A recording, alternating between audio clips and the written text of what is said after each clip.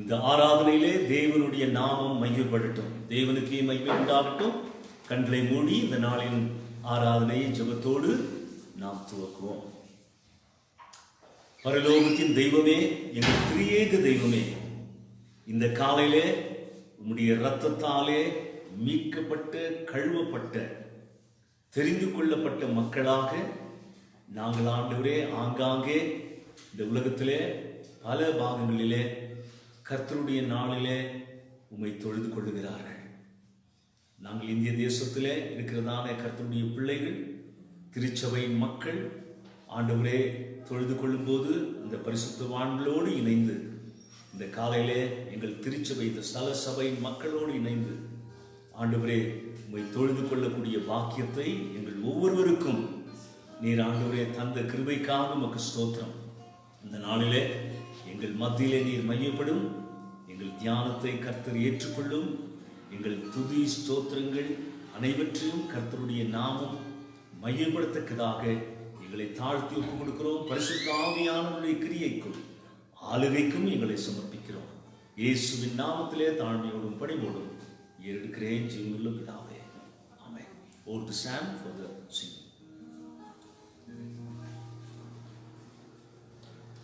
Praise the Lord. The people are watching online, and I'm sure that you have come prepared this morning to worship Him and to praise Him.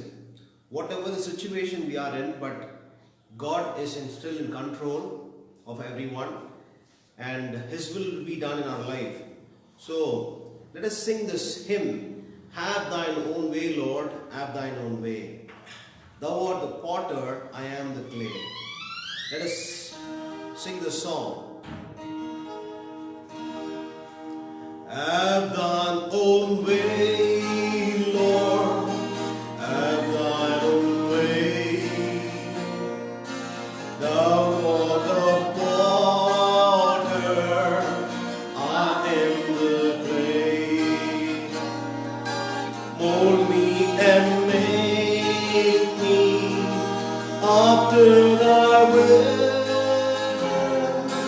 while I am waiting, eager and still. Have Thine own way, Lord, have Thine own way. Search me and try me, Master, today.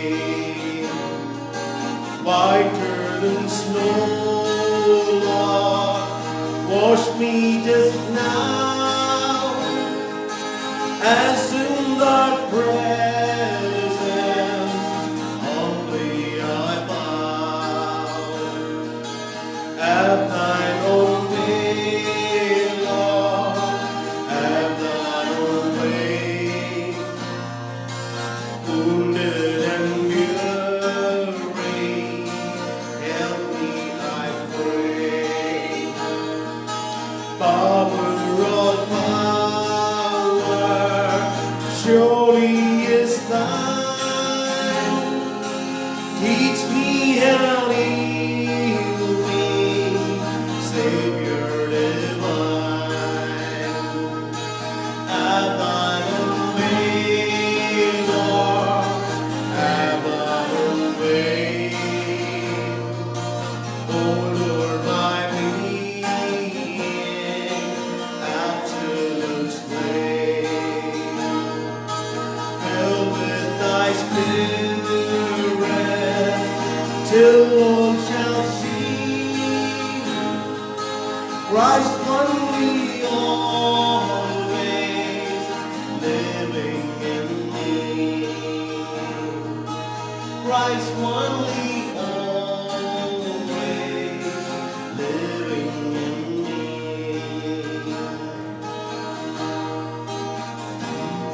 In moments like these, I sing out a song, I sing out a love song to Jesus.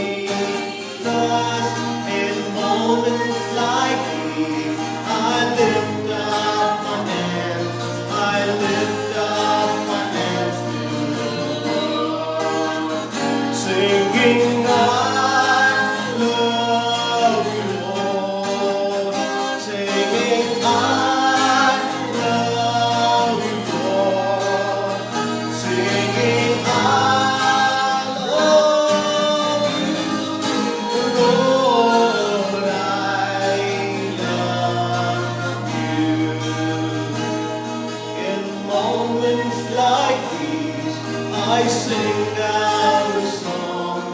I sing out the love song to Jesus.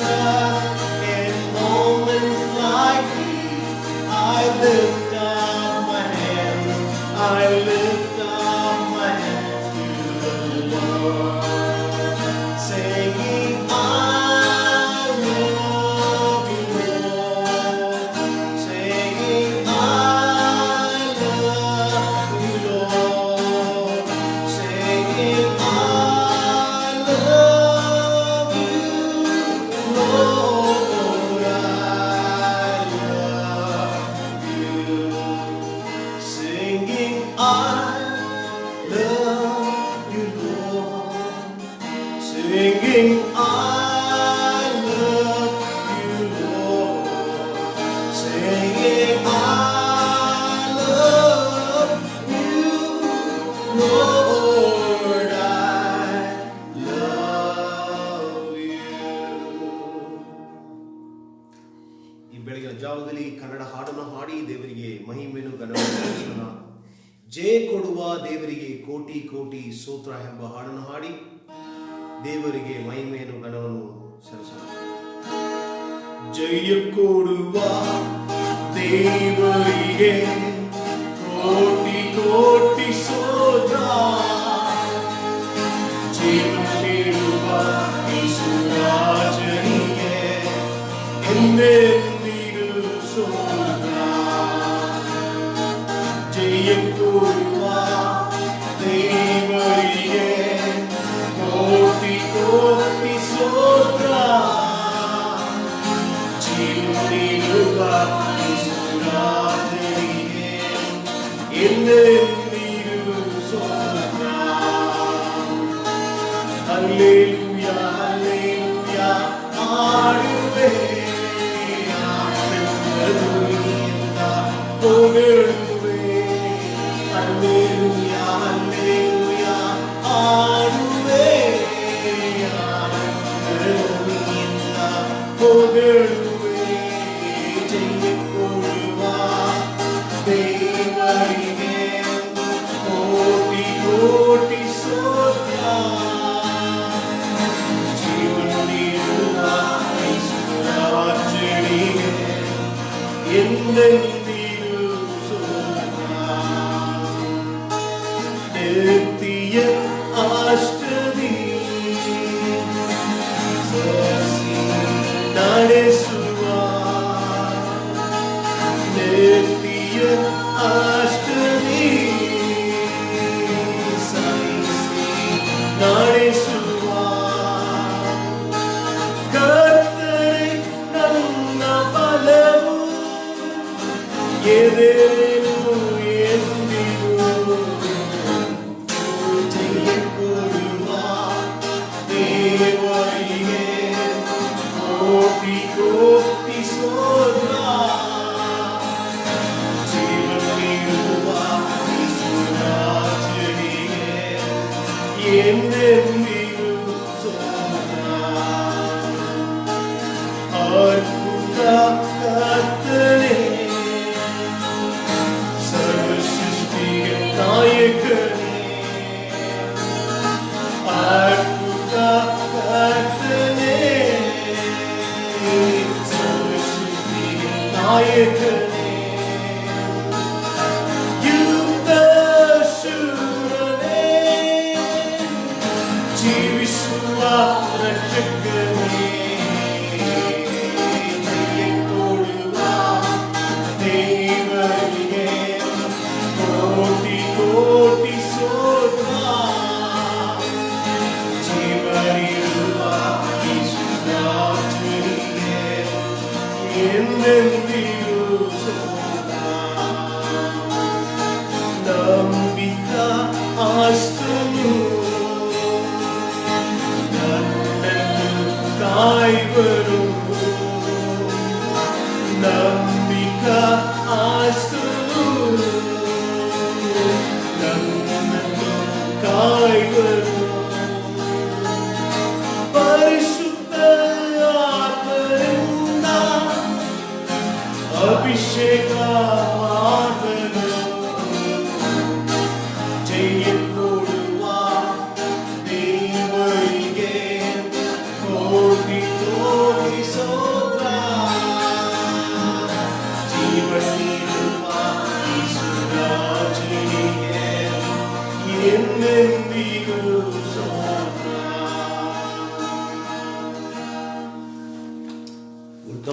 பாடலை பாடி கர்த்தரை நாம் ஆராதிப்போம், தொழுது கொள்வோம்.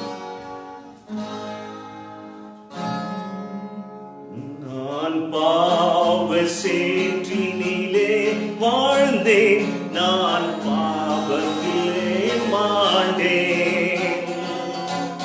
என்னிலடங்கா பாவங்கள் போக்கி இயேசுவை மீட்டாரே. என் நாவிலே புது பாடல்கள் என்றென்றும் கவி தங்கிடும். மா சந்தோஷம் மறுபிறப்பீந்து மலையிரும் நீக்கினார். மா சந்தோஷம் மறுபிறப்பீந்து மலையிரும் நீக்கினார். ஆத்ம மீட்பை அருமையாய் ஏசாண்டவர் எண்ணினதாம். சொந்தம் தம் ஜீவனம் ரத்தம் எனக்காய் சிந்தி ரட்சித்தாரே. என் நாவிலே புது பாடல்கள் என்றென்றும் கவி தங்கிடும். மா சந்தோஷம் மறுபிறப்பீந்து மலையிரும் நீக்கினார். மா சந்தோஷம் மறுபிறப்பீந்து மலையிரும் நீக்கினார். கார்மேகம் போல் என் பாவங்கள் கர்த்தரகற்றினாரே. மூழ்கிய தன்னும் சமுத்திர ஆழம் தூக்கியறிந்தாரே. என் நாவிலே புது பாடல்கள் என்றென்றும் கவி தங்கிடும். மா சந்தோஷம் மறுபிறப்பீந்து மலையிரும் நீக்கினார்.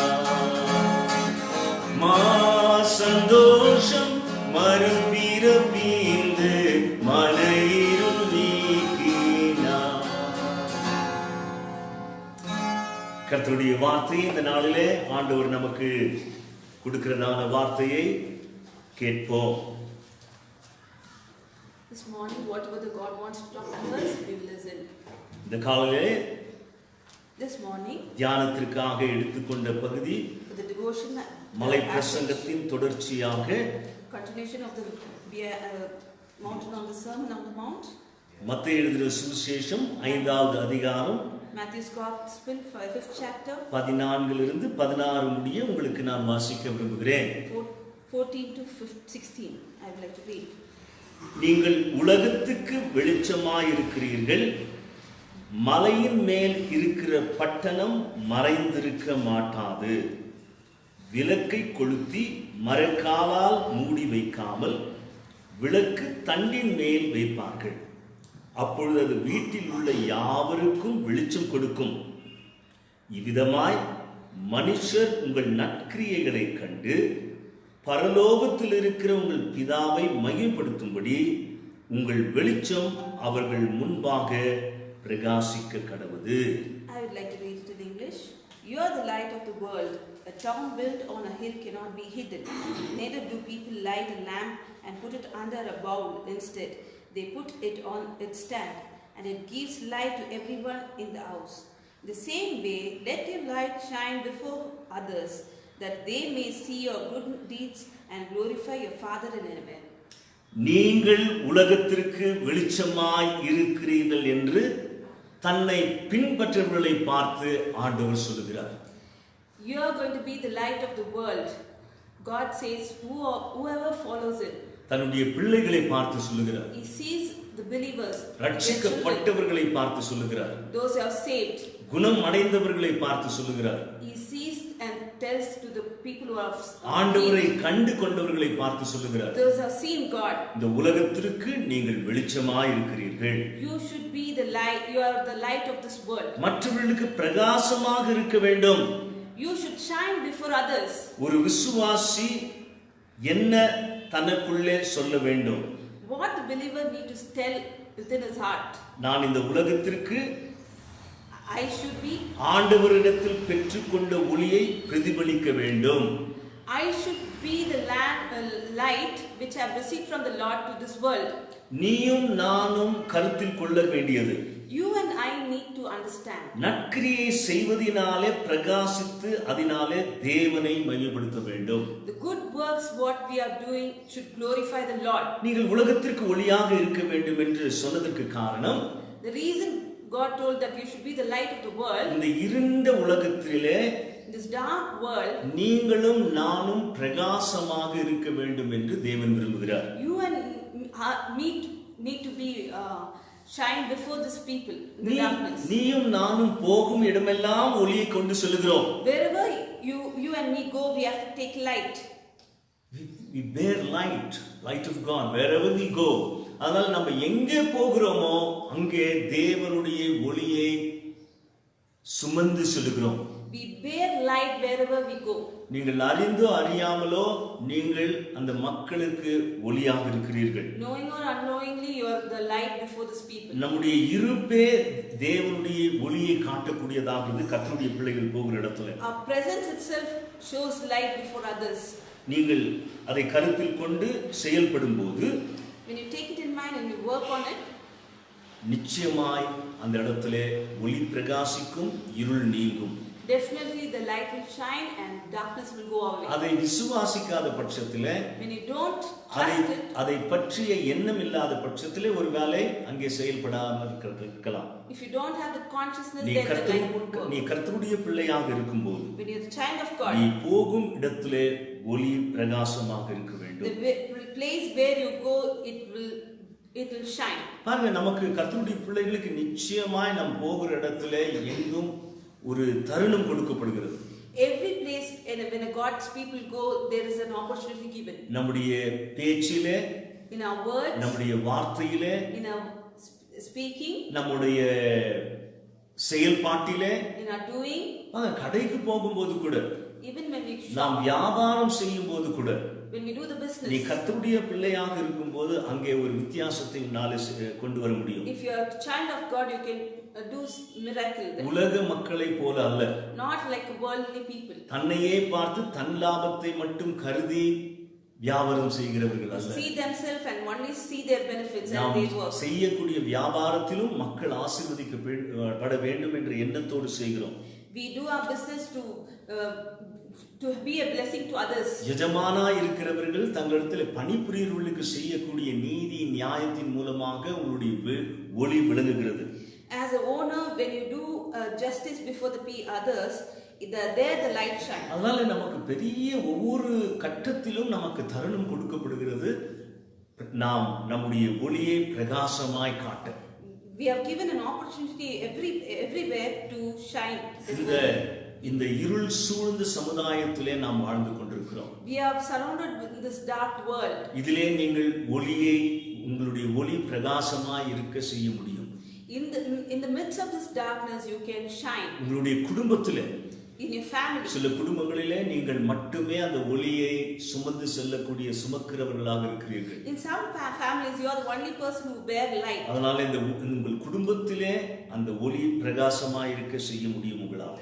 You can bear the light in midst of your family. அது மட்டுமல்ல, உங்கள் அலுவலகத்திலும் கூட, even in the place you work, கர்த்தருடைய பிள்ளைகள் அதை செய்து கொண்டிருக்கிறார். even God's people everywhere, they keep அந்த எண்ணத்தோடு வாழுகிறவர்கள், அவர்கள் அந்த உணர்வு எண்ணம் இருக்கும்போது நான் கர்த்தருடைய பிள்ளை, when they have the consciousness, I am the child of God, நீ எங்கு சென்றாலும் wherever you go, அந்த உணர்வின் அடிப்படையிலே உங்களிடத்தில் இருக்கிற ஒளியை பிரகாசிக்க செய்ய முடியும். that consciousness makes you to shine before them. பிறகு 14-15வது வசனத்திலே வாசிக்கும்போது 14 and அதை மீண்டும் நாம் வாசிக்க போறோம். we keep reading it again and again. மத்தேயு எழுதின சுவிசேஷம் 5வது அதிகாரம் 14-15. Matthew 5:14 and 15. பாருங்க, நீங்கள் உலகத்துக்கு வெளிச்சமாய் இருக்கிறீர்கள். You are the salt of the earth. மலையின் மேல் இருக்கிற பட்டணம் மறைந்திருக்க மாட்டாது. You are the light of the world. A town built on the hill cannot be hidden. விளக்கை கொளுத்தி மரக்காலால் மூடி வைக்காமல் விளக்கு தண்டின் மேல் வைப்பார்கள், அப்பொழுது அது வீட்டில் உள்ள யாவருக்கும் வெளிச்சம் கொடுக்கும். Neither do the people light a lamp and put it under the bowl. Instead, they put it on its stand, and it gives light to everyone in the house. இங்கே இரண்டு படமாக காட்டப்படுகிறது. Here we see two pictures. ஒன்று, மலை மீது இருக்கக்கூடிய பட்டணத்தை மறைக்க முடியுமா என்று ஆண்டவர் கேட்கிறார். A house is built on a hill. Can we hide that? பிறகு இரவிலே பட்டணத்தின் ஒளி அநேக மைல் தூரத்தில் இருந்தாலும் அந்த பட்டணத்தின் ஒளி பார்க்க முடியும். The city of light can be seen even in the darkness.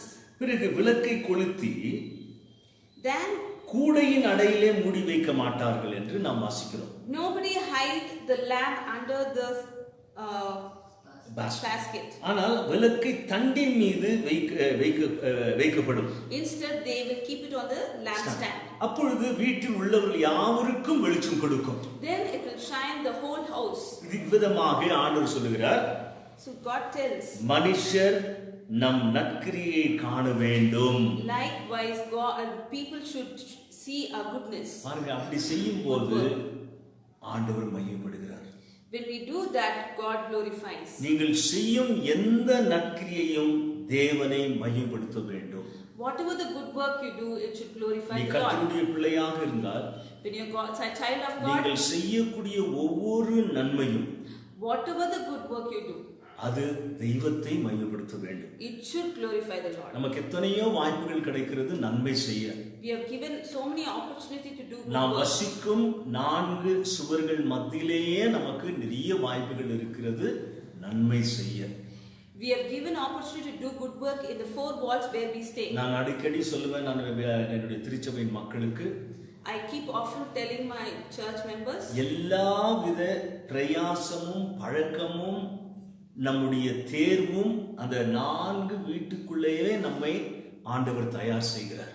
all the practices and all the things God prepares us in that 4 ஒரு walls. நல்ல ஆவிக்குரிய மனிதனாக மனுஷியாக வாழ்வதற்கு அந்த 4 சுவருக்குள்ளேயே உன்னை தயார் செய்கிறார். If you want to grow in a spiritually, God prepares you in the 4 walls what God has given you. உனக்கும் உன் கணவனுக்கும் உன் மனைவிக்கும் இருக்கிற இடையிலே இருக்கக்கூடிய அந்த உறவிலே காணப்படக்கூடிய நற்கிரியைகள். In the good works between husband and wife and a wife and husband, the work what you do. பிறகு நம்ம பெற்றோர்களுக்கும் பிள்ளைகளுக்கும் இருக்கக்கூடிய அந்த உறவிலே, and the relationship between the children and the parents.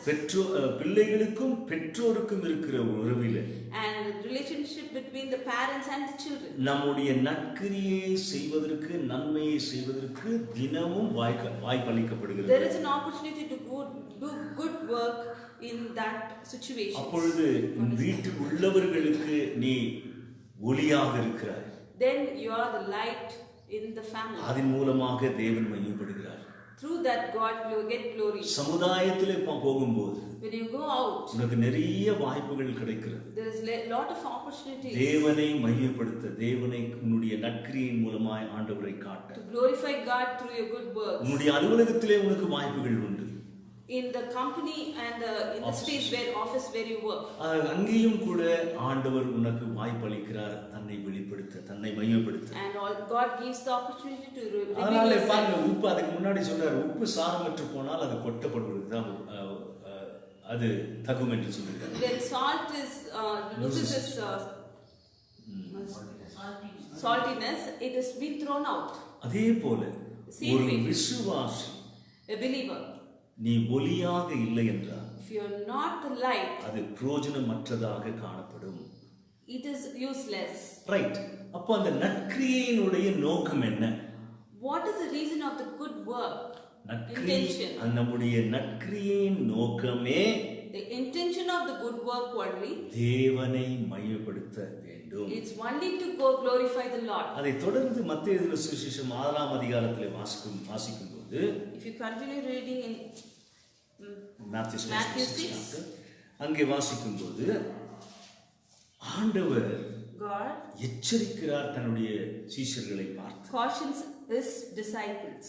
ஏனென்றால் அவர் சொல்லக்கூடிய காரியங்கள் what the things what he tells, மனுஷர் காண வேண்டும் என்று செய்கிறவர்களுக்கு எந்த பலனும் இல்லை. the people do good things only to please a man or to take the attention from the people. It's of no use. நீங்கள் அதை நான் வாசிக்க விரும்புகிறேன். I would like to read it for you. மனுஷர் காண வேண்டும் என்று அவர்களுக்கு முன்பாக உங்கள் தர்மத்தை செய்யாதபடிக்கு எச்சரிக்கையாயிருங்கள். செய்தால் பரலோகத்தில் இருக்கிற உங்கள் பிதாவினிடத்தில் உங்களுக்கு பலனில்லை. ஆகையால் நீங்கள் தர்மம் செய்யும் போது மனுஷரால் புகழ்படுவதற்கு மாயக்காரர் ஆலயங்களிலும் வீதிகளிலும் செய்வது போல உனக்கு முன்பாக தாரை ஊதுவியாதே. அவர்கள் தங்கள் பலனை அடைந்து தீர்ந்ததென்று மெய்யாகவே உங்களுக்கு சொல்கிறேன். நீயோ தர்மம் செய்யும் போது உன் தர்மம் அந்தகாரமாயிருப்பதற்கு உன் வலது கை செய்கிறதை உன் இடது கை அறியாதிருக்க கடவுது. Be careful not to practice your righteousness in front of others to be seen by them. If you do, you will have no rewards from your Father in heaven. அப்ப நாம் கொடுக்கிற விஷயத்திலே, when we are giving to others, அந்த கொடுக்கிற விஷயத்திலே நாம் மக்கள் நம்மை பார்த்து அந்த புகழுக்குரியவர்களாய் மாறும்போது நமக்கு அதற்கு பலன் இல்லை. when we give and people see that and they praise us, then it is of no use. நான் நம்ம வானொலியின் காட்சியில பார்க்கும்போது, when we see the television online இணையதளத்தில் பார்க்கும்போது, when we see it online, இந்த Facebookல எல்லாம் பார்க்கிறேன், we could see in Facebook ஒரு சில ஊழியக்காரர்கள் few God servants அவர்கள் செய்யக்கூடிய தர்மத்தை, the things whatever the help they are doing to others, அதை படம் எடுத்து அதை காட்சியாக போடுகிறார்கள். நான் இதெல்லாம் செய்றேன். They picturize the giving things and they project it on they put it on, they telecast it in the Facebook. ஆண்டவர் சொல்றார், நீ தர்மம் செய்யும்போது மனுஷர் காண வேண்டும் என்று செய்யக்கூடாது. God tells when you are giving to others, you should not give to grab the attention from the people. உனது வலது கை செய்கிறதை உன் இடது கையும் தெரியாம செய்யணும்ன்றார். The giving of the right hand should not be known to the left one. அப்போ நம்ம கொடுக்கிற விஷயத்திலே, ஆண்டவருக்கு கொடுக்கிற விஷயத்திலே, when we are giving to God, தர்மம் செய்கிற விஷயத்திலே, when we are ஆண்டவருக்கு மட்டும் நீ தெரிந்து செய்ய வேண்டும். when we are giving to others, you are only God need to know. நீ மனுஷர் காண வேண்டும் என்று செய்யும்போது அது மனுஷர்களுக்கு செய்தாய வழி, அது ஆண்டவருக்கு செய்யவில்லை, உனக்கு பலன் இல்லாமல் போய்விடும். When you give to others, when others sees that and praise you, then it is of no use. Only God should know what you are giving. பிறகு ஜெபிக்கிற விஷயத்திலும் கூட நாம் அவ்வாறாக இருக்க வேண்டும் என்று சொல்கிறார். Even we should be very careful while in praying. அவர்களை பார்த்து என்ன சொல்கிறார்? மாயக்காரர் என்று சொல்கிறார். They hypocrites. They tell hypocrites. மாயக்காரர்கள் என்ன செய்வார்களா? What does the hypocrites do? அவர்கள் மனுஷர்கள் காணத்தக்கதாக தங்களுடைய ஆவிக்குரிய காரியத்தை மக்கள் பார்க்க வேண்டும் என்று சொல்லி செய்யக்கூடியவர்களாக இருக்கிறார்கள். The hypocrites always do what to please others and to grab the attention of the people. இன்றைக்கு அவருடைய பெயராலே, in their names nowadays, தங்கள் பெயர் பிரஸ்தாபத்திற்காக, to publicize their name, தங்கள் புகழுக்காக, to their fame, செய்கிறதை பார்க்கிறோம். தொலைக்காட்சியிலே, வானொலியிலே நாம் பார்க்கிறோம். we can see them doing it in the telecasting it in the television as well as online. தேவனுக்கு அடுத்தவைகளை செய்யும்போது, when we do the things pertaining to God, தேவனுக்கே அவருடைய மகிமைக்கே செய்ய வேண்டும். we have to only do to glorify His Lord. அதனால ஒரு துக்ககரமான காலகட்டத்திலே நாம் வாழ்ந்து கொண்டிருக்கிறோம். It is very sad. We are living in the sad world. பாருங்க, அவர்களை பார்த்து மாயக்காரர் என்று ஆண்டவர் சொல்லுகிறார். We could see God tells hypocrites to them. ஏனென்றால் அவர்கள் மனுஷர் காண வேண்டும் என்று விரும்புகிறார்கள். They only need to seek the attention of man, so they do.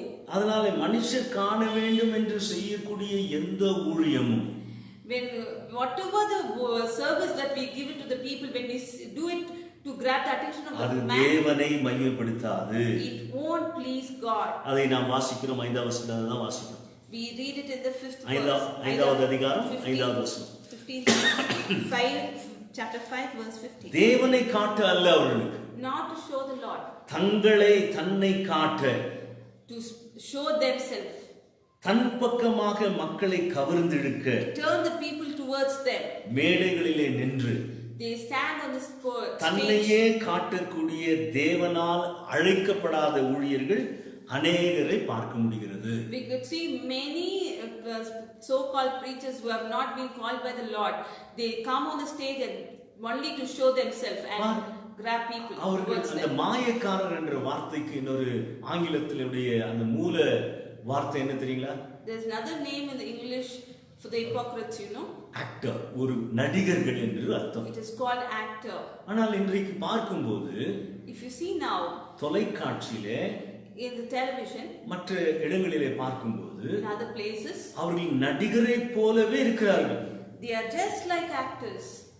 அவர்களுடைய பாவனை, The way they present themselves, அவர்களுடைய ஆடை அலங்காரம், their dress, அந்த மேடையினுடைய ஆடம்பரம், and the luxury of the stage, எல்லாமே தன்னையும் தன்னை காட்டக்கூடிய, தங்களை காட்டக்கூடியதாக காணப்படுகிறது ஒழிய it's all meant to only show themselves and ஆண்டவரை grab others காட்டக்கூட முடியாத ஊழியர்களை நாம் பார்க்கிறோம். and they don't want to show the Lord. என் அருமையான கர்த்தருடைய பிள்ளைகளே, My dearly beloved, அவர்கள் ஆண்டவரை காட்ட விரும்பவில்லை, they don't want to show God. அவர்களை காட்ட விரும்புகிறார்கள். They want to only show themselves. அவர்களுடைய படத்தை கூட அவருடைய இல்லத்திலே வைக்க அவர்கள் விரும்புகிறார்கள். They want their picture to be kept in their house. அவர்கள் எது தேவைப்பட்டாலும் விசுவாசிகள் இப்பேற்பட்ட ஊழியர்களை நினைக்க வேண்டும் என்று விரும்புகிறார்கள். Whatever the other believers need, they only need to depend on these so-called preachers. அவர்கள் தேவனை நம்பி வாழ வேண்டும் என்று காட்டவில்லை. They didn't show to see God and live. அவருடைய கஷ்டத்திலே, அவருடைய உபத்திரத்திலே எல்லாவற்றிலும் தேவனை நம்பி தேவனை நோக்கி கூப்பிட கற்றுக் கொடுக்கவில்லை. Even in the troubles when they go through and all the problems they suffered, they didn't show God to them. ஒரு விசுவாசிக்கு ஆரம்ப நாட்களிலே அது இருக்கலாம். For a believer in the beginning stage, it should be like that. குழந்தை பிறந்தபோது When a baby is born, அந்த குழந்தை வளரும் வரைக்குமா till the baby grows, அது எப்பொழுதுமே தன்னுடைய தகப்பன், தன்னுடைய தாய் அதை ஊட்டி விட வேண்டும், அதற்கு ஒவ்வொரு காரியமும் செய்ய வேண்டும் என்று எதிர்பார்ப்போடு வாழ்ந்து கொண்டிருக்கிறது. the baby will be always dependent on the parents, always seeking help from them. ஆனால் அந்த குழந்தையை அந்த தாயானவள் எல்லாவற்றையும் சொல்லி கொடுத்து வளர்த்த பிறகு When the mother teaches the child everything what he can live by himself, அதனால அந்த பிள்ளை தன்னுடைய தாயையோ தகப்பனையோ சார்ந்திருப்பதில்லை. the child child doesn't depend on the parents. அதனால அவளாலே அந்த பிள்ளையாலே இயங்க முடிகிறது தானாக. The child can live by itself. அதே போல Same way, ஆரம்ப நாட்களில் ஒரு விசுவாசிகள் ஊழியக்காரர்களே இடத்துல ஒவ்வொன்றுக்கும் போக வேண்டி இருக்கிறது. ஆரம்ப in நாட்கள் the beginning stage, for each and everything the believer can go to the preacher in the beginning stage. அப்படியே அந்த மக்களை சிறு பிள்ளைகளாகவே காலகாலம் வைத்துக் கொண்டிருக்கிறார்கள் என்றால் அது ஊழியம் அல்ல. But if the preacher is not letting them to live by themselves, depend the Lord by themselves, it is not a good service. அது நல்ல போதகர்களுக்கு அடையாளம் அல்ல. It is not showing a good is not a good அந்த preacher. பிள்ளைகள் ஆவிக்குரிய வாழ்விலே வளர கற்றுக் கொடுக்க வேண்டும். He has to teach them to depend only on God. ஆண்டவரை நோக்கி பார்க்க தெரிந்து கொள்ள வேண்டும். He has to teach them to depend only on God. ஆண்டவரிடத்திலே எப்படி ஒரு ஊழியக்காரன் செயல்படுகிறானோ அந்த அளவுக்கு அந்த பிள்ளைகளை வளர்க்க அவன் கற்றுக் கொடுக்க வேண்டும். How the preacher himself is working, the same way he has to teach the other believers to live like that, only depending on God. அப்பேற்பட்ட ஒரு காலகட்டத்திலே மக்களை வைத்துக் கொண்டிருக்கிறார்கள் அழைக்கப்படாத ஊழியக்காரர்கள். The so-called uncalled servant of God, they do this. அவர்கள் தங்களையே காட்ட விரும்புகிறார்கள். They only want to show themselves. அதனாலே கர்த்தர் நிச்சயமாய் மையப்பட போவதில்லை. Through that God is definitely not going to be. அவர்கள் தேவ ராஜ்யத்திற்கு பிரயோஜனமற்றவர்கள். And they are really useless for the kingdom of God. மக்கள் கூட்டத்தை வைத்துக் கொண்டிருக்கிறார். They may have a gang of people in around them. அவர்கள் நித்திய அழிவை நோக்கி நடத்தி செல்கிறார்களே ஒழிய நித்திய வாழ்வுக்கு நடத்தி செல்லவில்லை. He is leading them all to the destruction, but not leading them to life. வேதவசனமே ஆண்டவரே சொல்லுகிறார், God himself tells, கேட்டுக்கு போகிற வாசல் வழி விரிவும் அகலமாயிருக்கிறது, அதில் பிரவேசிக்கிறவர்கள் அநேகர். ஆனால் ஜீவனுக்கு போகிற வாசல் வழி நெருக்கம் குறுகியிருக்கிறது, அதில் பிரவேசிக்கிறவர்களோ சிலர். You can read from Matthew's Gospel, 7th chapter, 12th verse. நான் வாசிக்கிறேன், பிறகு ஆங்கிலத்திலையும் வாசிக்க கேட்போம். ஆதலால் மனுஷர் உங்களுக்கு எவைகளை செய்ய விரும்புகிறீர்களோ அவைகளை நீங்களும் அவர்களுக்கு செய்யுங்கள், இதுவே நியாயப்பிரமாணமும் தீர்க்கதரிசியுமா. இடுக்கமான 13வது வசனம், இடுக்கமான வாசல் வழியாய் பிரவேசியுங்கள், கேட்டுக்கு போகிற வாசல் விரிவும் வழி விசாலமாயிருக்கிறது, அதன் வழியாய் பிரவேசிக்கிறவர்கள் அநேகர். Enter through the narrow gate, for wide is the gate and broad is the road that leads to destruction, and many enter through it. ஜீவனுக்கு போகிற வாசல் இடுக்கமும் வழி நெருக்கமாயிருக்கிறது, அதை கண்டுபிடிக்கிறவர்கள் சிலர். But small is the gate and narrow the road that will lead to life, and only few find it. மக்கள் கூட்டம் கூட்டமாக போகிறார்களே என்று சொல்லி அது தேவனுடைய வழி, தேவனுடைய காரியம் என்று நம்ப முடியாது. When we see people are going in masses, then we should not assume that is God's way. அதற்கு கீழாக இதை சொல்லிவிட்டு below கள்ள தீர்க்கதரிசிகளை குறித்து சொல்லுகிறார். God talks about the false prophets. அப்படி என்றால் கள்ள தீர்க்கதரிசிகளும் கள்ள போதகர்களும் மக்களை ஏராளமாக தன் பக்கமாக இழுத்துக் கொள்ள முடியும். The false prophets always grab the people towards themselves. கள்ள தீர்க்கதரிசிகளுக்கு எச்சரிக்கையாயிருங்கள். He tells, be aware of the false prophets. அவர்கள் ஆட்டு தோலை போர்த்து கொண்டு உங்களிடத்தில் வருவார்கள். They will wear the sheep's cloth and they will come. உள்ளத்திலோ பட்சிக்கிற ஓநாய்கள். But inside they are the wolves. அவர்கள் உங்களை பட்சிக்கிறவர்கள், உங்களுடைய பொருளாதாரத்தை எடுத்துக் கொள்ளுகிறவர்கள். They are deceiving you. They want to grab everything. உங்களை அவர்கள் உங்களையே அவர்கள் சூறையாடுகிறவர்களாக இருக்கிறார்கள். They always deceive and grab things from you. உங்களை ஆசீர்வதிக்க அல்ல. They are not there for blessing. அவர்கள் செழிப்பாக வாழ. They want to be flourishing. அவர்கள் ஆடம்பரமாய் வாழ. They want to be in ஓநாய்களைப் போல உங்களிடத்தில் வருவார்கள் என்று சொல்கிறார்கள். They come to you சொல்கிறார்கள். like wolves. ஒருவேளை ஆண்டவர் அதை கேட்டிருக்கலாம். ஆண்டவரை பார்த்து சீஷர்கள் கேட்டிருக்கலாம். Maybe the disciples asked, ஆண்டவரே, நாங்கள் பலவீனர் ஆண்டவரே, God, we are weak. நாங்கள் புத்தியினர் ஆண்டவரே, we don't have knowledge. இப்பேற்பட்ட கள்ள தீர்க்கதரிசிகள், கள்ள போதகர்கள், ஓநாய்கள் ஆட்டுத்தோலை போர்த்து கொண்டு வரும்போது ஒருவேளை நாங்கள் ஏமாந்து விடுவோமே, எப்படி அவர்களை அடையாளம் கண்டு கொள்வது? When so called people they come putting a sheep's cloth, and how will we understand whether they are wolves or sheep? வேதம் சொல்லுகிறது, ஆண்டவர் சொல்லுகிறார், God tells 16வது வசனத்திலே, in 16th verse, அவர்களுடைய கனிகளினாலே அவர்களை அறிவீர்கள். You can know them by their fruits. என் அருமையான கர்த்தருடைய பிள்ளைகளே, my dearly beloved, ஒரு ஊழியக்காரர் எங்கேயோ ஒருத்தர் வந்து ஒரு ஏதோ எப்போ ஒரு வருஷத்துலயோ 2 வருஷத்துலயோ 3 வருஷத்துலயோ வந்து மேடை போட்டு a person, a God servant, he came to and he put the stage, and அவர் வந்து பெரிய ஆட்டம்லாம் ஆடி, he danced, நடிகரை போல எல்லாம் கவர்ந்து இழுத்து மக்களை, he acted like an actor and he danced and everything. அவர் போய் விடுகிறார். Then he leaves. அவருடைய 4 சுவரின் மத்தியிலே அவர் எப்படி இருக்கிறார் உங்களுக்கு தெரியுமா? Do you know how he is in 4 walls? அவர் இருக்கும் சமுதாயத்திலே வாழக்கூடிய இருக்கிற இடத்திலே அவருடைய சாட்சி என்னன்னு தெரியுமா? You know what is the testimony in his community? அவரை பற்றி எதுவுமே தெரியாமல், you don't know anything about him. அவர்கள் வந்து உங்களை கவர்ந்து இழுக்கிறார்கள். அவர்கள் when they come to grasp you towards them, காலமெல்லாம் உங்களுக்கு உழைக்கக்கூடிய போதகர்களை விட்டுவிட்டு, the years and years the preacher who is really working hard to improve you, வசனத்தை போதிக்கிறதிலும், you leave with him, கரிசனையோடு உங்களுக்காக ஜெபிக்கிறதிலும், he preaches, he teaches, சீஷத்துவத்திலே வளர்க்கிற ஊழியக்காரர்களை விட்டுவிட்டு he is discipling you, எங்கேயோ இருக்கக்கூடிய ஒரு ஊழியக்காரன் என்று சொல்லக்கூடியவர்கள் வந்து மேடையில ஏறி அவர்கள் உங்களுடைய பணத்தை கொள்ளை அடிக்க வரும்போது நீங்கள் அவர்களுக்கு தவறாமல் அவர்களுக்கு காணிக்கை அனுப்பி கொண்டிருக்கிறீர்கள். You leave the real servant of God who is behind you and you want to go behind the preacher who comes in once in a way. அதனாலே அவர்கள் கனிகள் அவர்கள் எப்பேற்பட்டவர்கள் அவர்கள் வாழ்க்கையில் என்று அறிந்து கொள்ள வேண்டும். You have to know their fruits, how it is in their அவர்கள் life. குடும்பத்தை எவ்வாறாக நடத்துகிறார்கள், How he lives in his family, எப்படி அவருடைய பிள்ளைகளை நடத்துகிறார், how he trains his children, அவர் எப்படி ஆண்டவர் கொடுத்ததான ஆசீர்வாதத்தை உபயோகிக்கிறார், how he uses the blessing what God gave, ஆண்டவர் கொடுத்த செல்வத்தை ஆண்டவர் கொடுத்த பணத்தை எவ்வாறாக பயன்படுத்துகிறார், and money what God has given him. இவைகளெல்லாம் அவருடைய கனியை பிரதிபலிக்க கூடியதாக This இருக்கிறது. all shows the fruit. அதனால அவருடைய கனிகளினாலே அவர்களை அறிவீர்கள் என்று You ஆண்டவர் know சொல்கிறார். him by his fruit.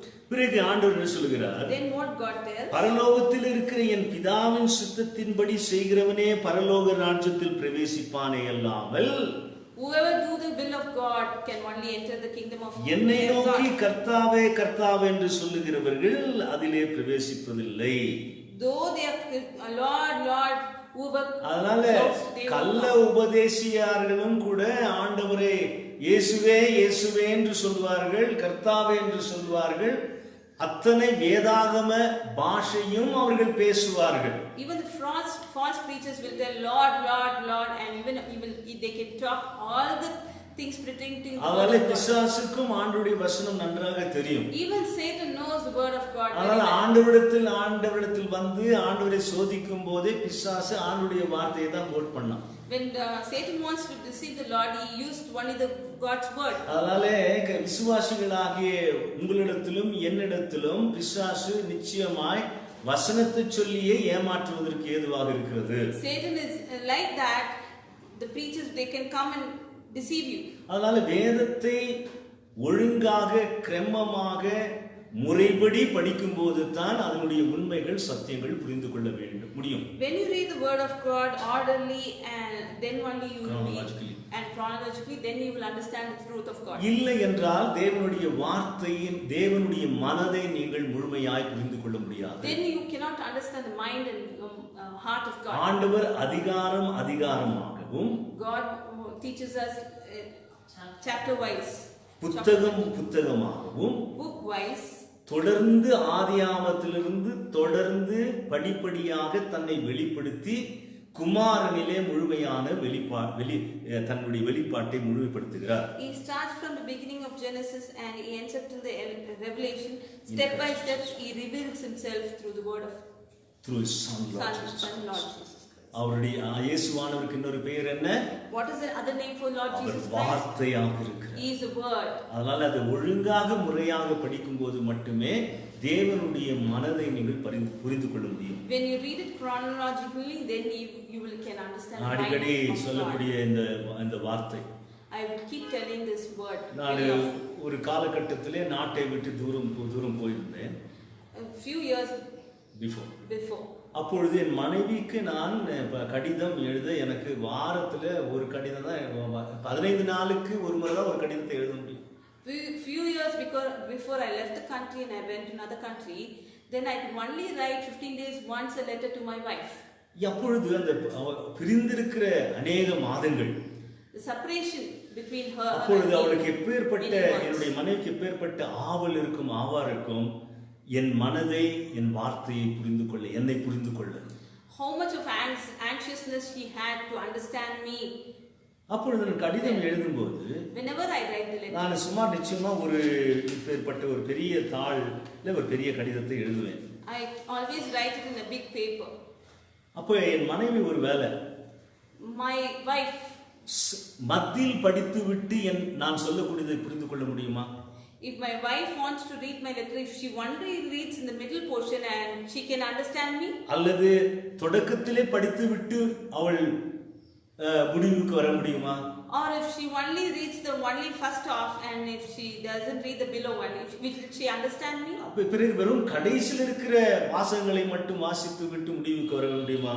And the last portion, if she reads and if she will understand me. என் மனதை புரிந்து கொள்ள வேண்டுமானால் If she want to understand my heart, அந்த காலகட்டத்திலே in those அந்த கடிதத்தின் துவக்கத்திலிருந்து முடியும் வரைக்குமாய் வாசித்த பின்னரே நான் என்ன சொல்ல விரும்புகிறேன் என்று புரிந்து கொள்ள முடியும். She has to read the letter from the beginning to the end, then only she can understand. அதே போல கர்த்தருடைய பிள்ளைகள், Likewise, children of நீ God, ஆண்டவருடைய பிள்ளையான, if you are a child of God, ஆண்டவருடைய ஆலோசனை, if you want to understand the counseling of God, ஆண்டவருடைய சத்தியத்தை, the truth, இந்த உண்மையை this truth, தொடக்கத்திலிருந்து from the beginning, ஆண்டவர் எப்படி எழுதி வைத்திருக்கிறார் அப்படி படிக்க வேண்டும். however the Lord is written, you have to read it from the beginning. அப்படி படிக்கும்போது மட்டுமே Then only அவர் நீங்களும் நானும் you and me, அவருடைய சித்தத்தை அறிந்து அதன்படி செய்கிறவர்களாய் இருப்போம். you can understand the will of God and will do தேவனுடைய accordingly. சித்தத்தை அறியாமல், அவருடைய மனதை அறியாமல் உங்களுடைய ஆசைகளையும் விருப்பங்களையும் நிறைவேற்ற கடவுளை நீங்கள் பயன்படுத்துவீர்களானால் ஆண்டவர் சொல்லக்கூடிய காரியம், நீங்கள் ஜீவனிலே பிரவேசிப்பதில்லை. When you read the Bible, if you're not going to fulfill the will of God and you wanted to only fulfill your அப்ப அந்த ஜீவனில் பிரவேசிக்க, அந்த you will not enter into the life. அந்த மீட்பின் திட்டத்தை சரியாக புரிந்து கொள்ள வேண்டும். You have to understand the redemption. அந்த மீட்பின் கிரியையை ஆதியாகமத்திலிருந்து ஆண்டவர் ஆரம்பித்து விட்டார். The salvation, you have to understand the redemption work. அப்ப அந்த மீட்பின் கிரியையை நீ புரிந்து கொள்ளும்போது, when you understand the redemption, அந்த இயேசுவானவரை நீ இரட்சகராக ஏற்றுக்கொள்ள முடியும். you can accept the Lord as a person. தேவனாகவும் இரட்சகராக ஏற்றுக்கொள்ளுகிற பட்சத்திலே நீ ஆண்டவருடைய பிள்ளையாக மாறுகிறாய். When you understand the redemption, then you become you accept the Lord and you become His அப்போ child. சொல்லுகிறார், அந்த நாளிலே என்று சொல்லும்போது, In those days, if you அந்த கடைசி காலத்திலே என்று அர்த்தம். it is meant to be last days. மத்தேயு 7:22. அந்த நாளிலே அநேகர் என்னை நோக்கி, In those days, many of them, கர்த்தாவே கர்த்தாவே உமது நாமத்தினாலே தீர்க்கதரிசனம் உரைத்தோம் அல்லவா? many will say to me on that day, Lord, Lord, did we not prophesy in உமது your name? நாமத்தினாலே பிசாசுகளை துரத்தினோம் அல்லவா? And in your name drive out demons? உமது நாமத்தினாலே அநேக அற்புதங்களை செய்தோம் And அல்லவா in your என்பார்கள். name perform many miracles. அப்பொழுது நான் ஒரு காலம் உங்களை அறியவில்லை, அக்கிரம செய்கைக்காரரே என்னை விட்டு அகன்று போங்கள் என்று உங்களுக்கு சொல்வேன். Then I will tell them plainly, I never knew you, away from me, you evil doers. இந்த கள்ள தீர்க்கதரிசிகள் என்று சொல்லி 15வது வசனத்தை சொல்லி இங்க சொல்லுகிறார்.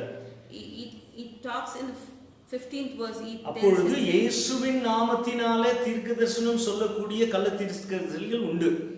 There are prophets who just tell the name of God and prophesy. ஆனால் அது ஆண்டவர் சொல்லக்கூடியதல்ல, அவர்கள் பயன்படுத்தக்கூடிய அவருடைய ஆண்டவருடைய பெயரை மட்டும் பயன்படுத்தக்கூடிய கள்ள போதகர்கள், கள்ள தீர்க்கதரிசிகள். It is not from the Lord.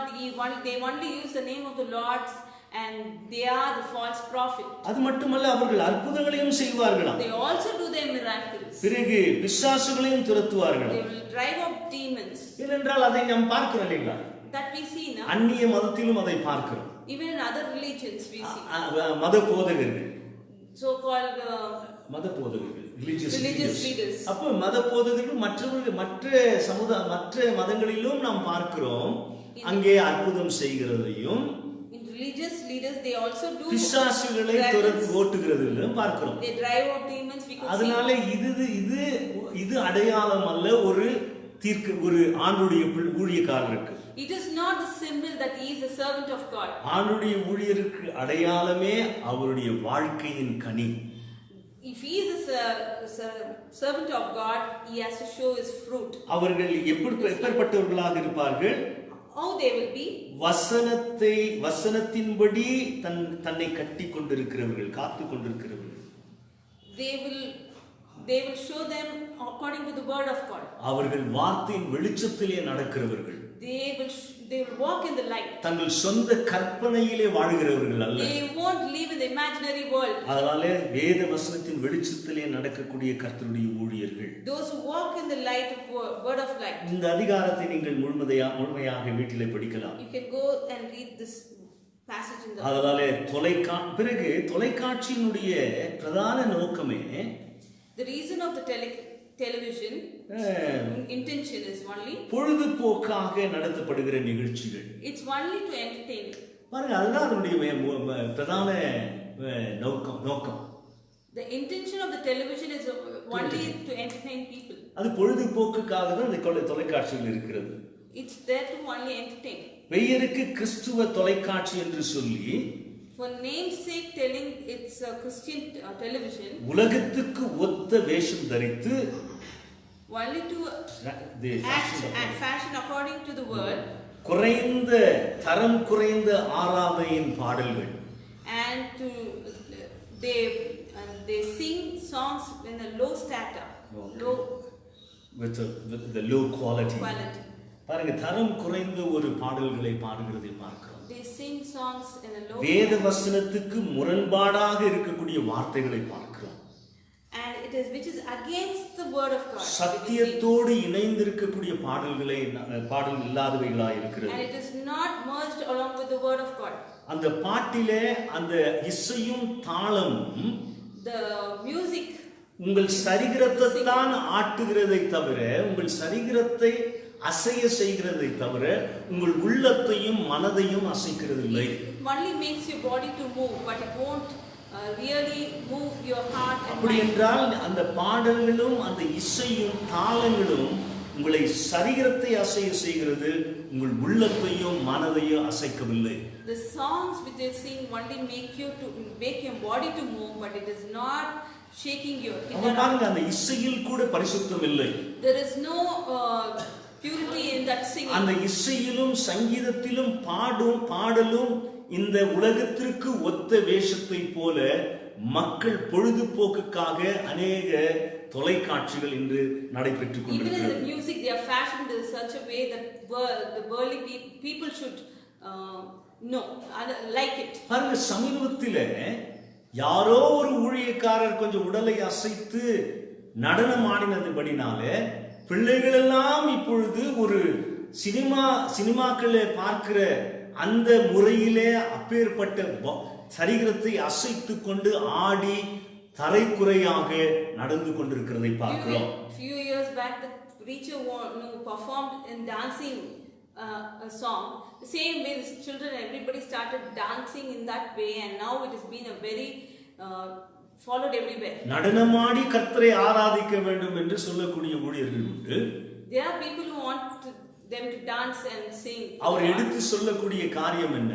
What he tells, தாவீதை போல நடனம் ஆட வேண்டும் என்று சொன்னார். சொல்கிறார், dance according to David. தாவீது எங்கே ஆடினார்? Where did David dance? தாவீது ரோட்ல ஆடினார், தெருவில் ஆடினார். He danced on the road. ஆலயத்துக்குள்ள ஆடவில்லை. Not in the church. தேவ சமூகத்திலே ஆடவில்லை. Not in the presence of God. தேவனுடைய சமூகத்திலே நீ நடனம் ஆட முடியாது. You cannot dance in the presence of God. என் அருமையான கர்த்தருடைய பிள்ளைகளே, My dearly beloved, ஒரு மேலே அதிகாரி, ஒரு மந்திரி உங்களுக்கு தங்களுடைய அலுவலகத்துக்குள்ள அழைப்பாரானால், a minister if he invites you to his house, நீ உன்னுடைய சரீரத்தை அசைத்துக் கொண்டு டான்ஸ் ஆடிக்கொண்டு அவரிடத்துல போவ. will you dance your dancing and you will be going to his office? அடக்க ஒடுக்கமாக, will பயபக்தியோடு, with reverence and fear அவரை அணுகுவாய். you will go.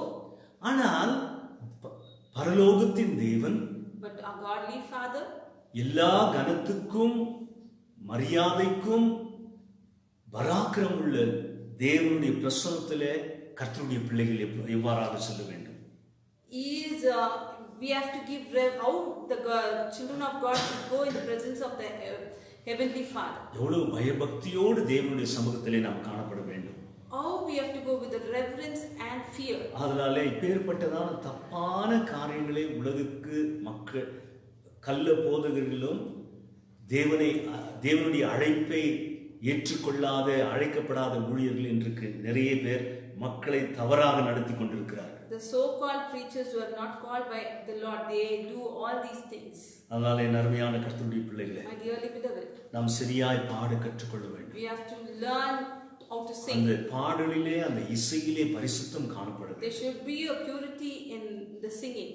இந்த இப்பேற்பட்ட போதகர்கள் என்ன செய்கிறார்கள், என்ன எண்ணம் அவர்களுக்கு தெரியல? These sort of preachers, what they have, எதற்காக இப்படி மாயக்காரர்கள் நடிக்கிறார்கள் தெரியுமா? why they act like this? எதற்காக இப்படி மக்களிடத்தில் காட்டிக் கொள்கிறார்கள் தெரியுமா? Why they show themselves like this, மக்கள் தங்களை மறக்க கூடாது. The people should not forget them. மறக்க கூடாது. மக்களை கவர்ந்து தன் பக்கமாக இழுத்துக்கொண்டு they grasp and they drag themselves, all the people towards themselves. அவர்களிடத்தில் இருக்க வேண்டும் என்று சொல்லி இருக்கக்கூடிய பிரசங்கியார் தான் இன்றைக்கு அநேகர். There are many preachers who grab the people towards themselves. They doesn't show the Lord.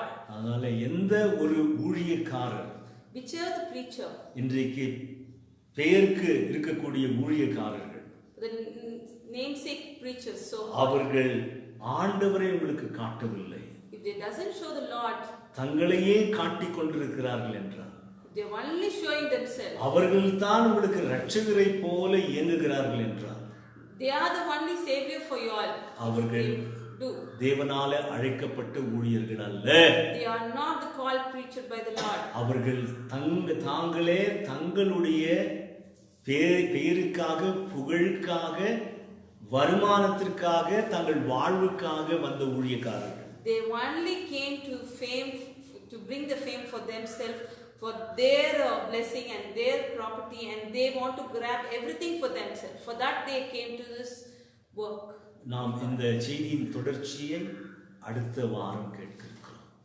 The beginning, and we'll continue this message next week. God bless you. God bless you. ஒரு பாடலை பாடி நாம் ஆரம்பிச்சிட்டோம். Sing a song. Praise God.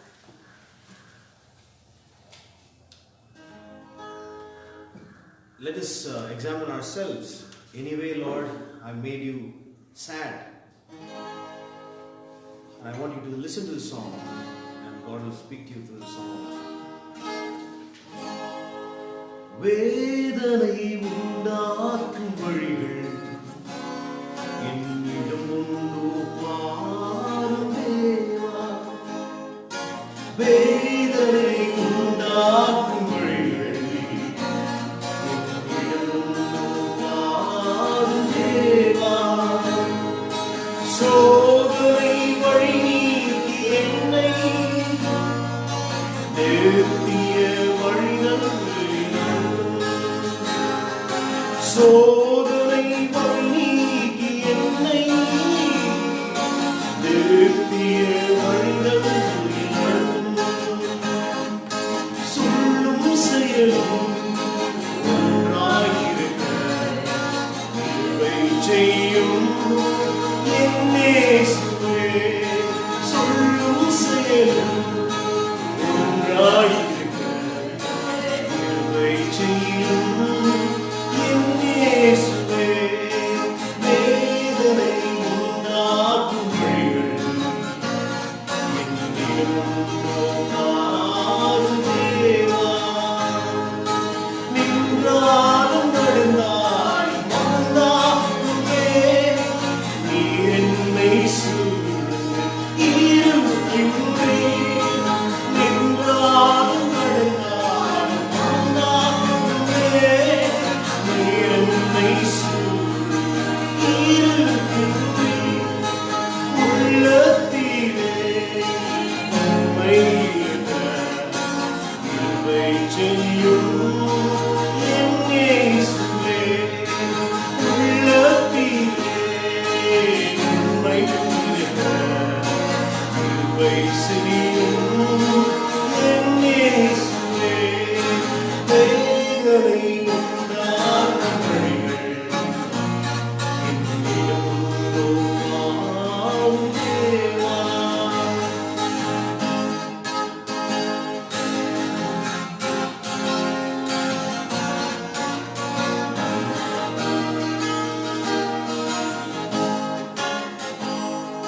சோதனை வழி நீக்கி என்னை நிறுத்திய வழிகள்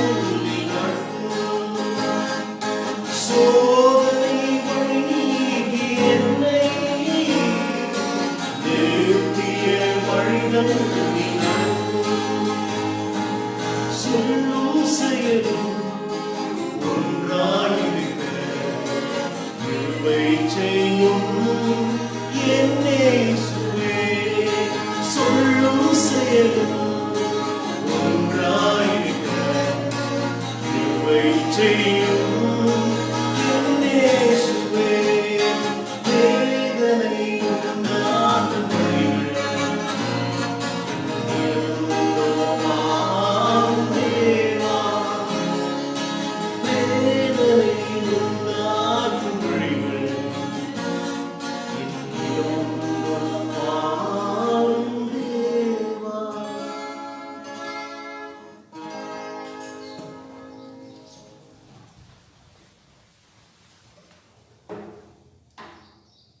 இரக்கத்தில் ஐஸ்வர்யமுள்ள நல்ல ஆண்டவரே, இந்த காலை நேரத்தில் நீ இந்த ஊழியக்கார மகன் மூலமாக எங்களோடு கூட நீ பேசினி, நன்றி செலுத்துகிறோம். பாவத்திலே நாங்கள் ஒரு நாளில் நாங்கள் உம்மை விட்டு தூரம் இருந்தோம் ஆண்டவரே. நாங்கள் உமக்கு சத்துருக்களாக இருந்தோம், எதிராளிகளாக நாங்கள் இருந்தோம் ஆண்டவரே. ஆனாலும் ஆண்டவரே, நீர் எங்களை தேடி வந்து இந்த பூலோகத்தில் ஆண்டவரே எங்களுக்காக ஜீவனை கொடுத்து ஆண்டவரே எங்களை ரட்சித்து ஆண்டவரே வெளிச்சத்தின் பிள்ளைகளாக, விசேஷமாக உங்களுடைய பிள்ளைகளாக எங்களை நீர் மாற்றினரே, உமக்கு நன்றி செலுத்துகிறோம் ஆண்டவரே. அப்படியாய் நீர் எங்களுக்கு ஆண்டவரே வெளிச்சத்தை நீர் கொடுத்தி, காரணம் ஆண்டவரே இந்த பூலோகத்தில் இருக்கக்கூடிய மக்களுக்கு நாங்கள் ஆண்டவரே உம்முடைய பிள்ளைகளாக நாங்கள் பிரதிபலிக்க, உம்மை வெளிப்படுத்த ஆண்டவரே, உம்முடைய நாமத்திற்கு நாங்கள் கனத்தையும் மகிமையும் செலுத்த எங்களை நீர் அப்படியாக வெளிச்சத்தின் பிள்ளைகளாக நீர் வைத்திருக்கிறபடினால நாங்கள் நன்றி செலுத்துகிறோம். எங்களுடைய ஒவ்வொரு ஆண்டவரே செயலும், உங்களுடைய வார்த்தை, எங்களுடைய நடத்தை, எங்களுடைய வாழ்க்கை, எங்களுடைய ஆண்டவரே சாட்சி எல்லாமே ஆண்டவரே, அவையிலெல்லாம் ஆண்டவரே நாங்கள் அப்படியாய் உம்மை ஆண்டவர் வெளிப்படுத்த, விசேஷமா ஆண்டவர் உம்முடைய நாமத்திற்கு ஆண்டவரே கனத்தையும் மகிமையும் செலுத்த தொடர்ந்து எங்களை நீர் ஆண்டவரே பயன்படுத்தி, எங்களுடைய பலவீனத்தை எல்லாம் நீர் நீக்கி, எங்களுடைய பலவீனத்தில் உங்களுடைய பலத்தை கொடுத்து நீர் அப்படியாய் நீர் நடத்து போவதற்காக நாங்கள் நன்றி செலுத்துக்கிறோம் ஆண்டவரே. இந்த நாளில் தொடர்ந்து ஆண்டவரே, இந்த நாளில் அது மாத்திரமல்ல ஆண்டவரே, தொடர்ந்து இருளில் இருக்கக்கூடிய பிள்ளைகளுக்காக நாங்கள் ஜெபிக்கிறோம் ஆண்டவரே. எங்களுடைய கிரியினால் ஆண்டவரே நாங்கள் செய்யக்கூடிய ஒவ்வொரு காரியத்திலும் உம்மை வெளிப்படுத்தி அவர்களும் வெளிச்சத்தின் பிள்ளைகளாக நடக்க, அவர்களை நீ ரட்சிக்க போவதற்காக நாங்கள் நன்றி செலுத்துக்கிறோம் ஆண்டவரே. தொடர்ந்து நீ காத்துக்கொள்ளுங்க. தொடர்ந்து இந்த வசனத்தை கேட்ட, இந்த வார்த்தையை கேட்ட ஒவ்வொருடைய இருதயத்தில் நீ கிரியை செய்து ஆண்டவரே, இந்த இருண்டான சூழ்நிலையில ஆண்டவரே நாங்கள் வாழ்ந்து கொண்டிருக்கக்கூடிய இந்த நேரங்களில் அப்படியா ஆண்டவரே உம்முடைய ஆண்டவரே பிள்ளைகள் தொடர்ந்து சாட்சியில அவர்கள் நடக்க ஆண்டவரே நீ உதவி செய்ய போவதற்காக நாங்கள் நன்றி செலுத்துகிறோம். அப்படியா நீர் ஆண்டவரே எல்லாவற்றையும் நீர் பொறுப்படுத்திக் கொள்ளுங்க. எல்லா துதி கனமையும் எல்லாம் ஒருவருக்கு செலுத்தி ரட்சிகர் மீட்பெருமாக இயேசு கிறிஸ்துவின் நாமத்தினால ஏறெடுக்கிறேன் எங்கள் ஜீவனுள்ள நல்ல ஆண்டவரே. ஆசீர்வாதத்தை நாம் பெற்றுக்கொள்வோம். நமது கர்த்தராகிய இயேசு கிறிஸ்துவினுடைய கிருபையும் பிதாவாகிய தேவனுடைய அன்பும் பரிசுத்த தேவாவியானவருடைய அந்யோன்ய ஐக்கியம் ஆசீர்வாதம் நம் அனைவரோடும் கூட இன்றும் என்றும் சதா காலங்களிலும் உண்டாவதாக. ஆமென். God bless you all.